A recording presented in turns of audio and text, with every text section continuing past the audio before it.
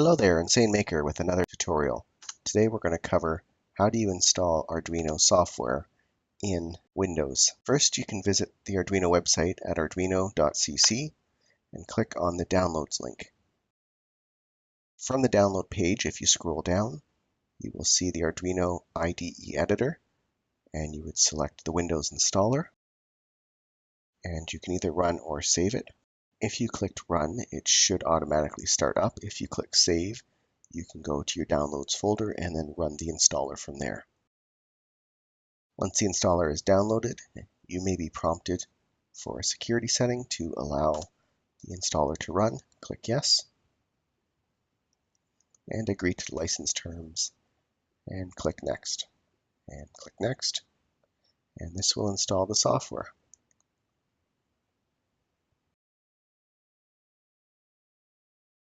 Depending on the configuration of your computer, you may receive a warning message when you try to install the driver software for the Arduino hardware.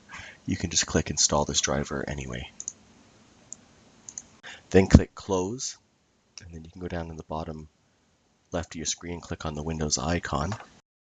If you're running Windows 8, click in the bottom right corner of your dock, and that will bring up your settings menu, and you can click on Search and type Arduino into your search box. This will launch the Arduino code editor. And now I'm just going to run through some of the basic sketches or examples code that comes with Arduino. And specifically, we're going to talk about one that makes the little LED on the Arduino board flash. And this is a really good way to test to make sure your development environment's working and the hardware on your Arduino is running as well.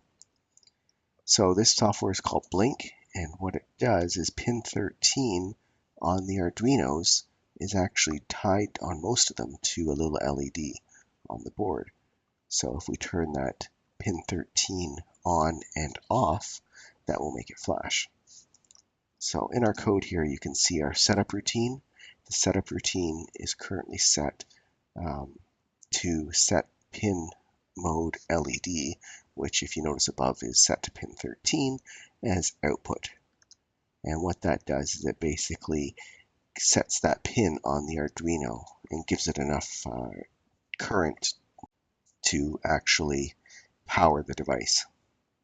Okay, then in our main loop of the program, which the loop implies that the section of code that's in here will run again and again and again each time. This code will run again and again and again, and this is sort of our main body of our program. And you'll notice the first line here, digital write LED high. What this does is it takes pin 13 and turns it on, or puts a positive 5 volts on that pin. And what that would do is, in this case, because the LED is tied to pin 13, it'll turn the LED on. Then we wait for 1 second, so we call it delay method, and the delay is always in milliseconds, so 1,000 milliseconds is 1 second. After waiting 1 second, we then flip the LED to low, and then we wait another second. And what that does is it will turn on for wait, turn off, wait. And now you'll notice that I've plugged in my Arduino and I now have a new COM port that I didn't have before. This is COM3. And so COM3 is the one where the Arduino is plugged in, so I'm going to choose that. And now you notice in the bottom corner, it now has Arduino Uno on COM3. And I'm going to first try to compile. And so what it's doing is it's converting our programming language to machine language that the Arduino can understand. And that completed successfully. So I'm now going to upload the program code from my computer to the Arduino. And now that it's done uploading, you'll notice here my Arduino is flashing. On 1 second, off 1 second. And now since it is in software, we can actually adjust these settings and we can change it to, let's say, 5 seconds. So now the Arduino will be on for 5 seconds, then off for 5 seconds. And we can adjust that as well to pretty much anything we want. We can have it on for 1.1 of a second and off for 0.1 of a second. And now the Arduino will obviously flash much faster. Okay, and we don't necessarily have to have the on and off time be the same, right? Okay, we can adjust it to 10 milliseconds. So now this is essentially 100 times a second flashing on and off. Or we can adjust to 50 milliseconds, which will be much more visible. You notice at 10 milliseconds, it basically looks like it's dimming. And that's just because it's flashing on and off so fast that we really can't perceive that.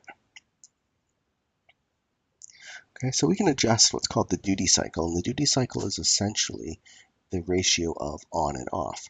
So if I'm on 50% of the time and off 50% of the time, that's a 50% duty cycle. We can have it do little blips. So in other words, it's on for 50 milliseconds, off for a second.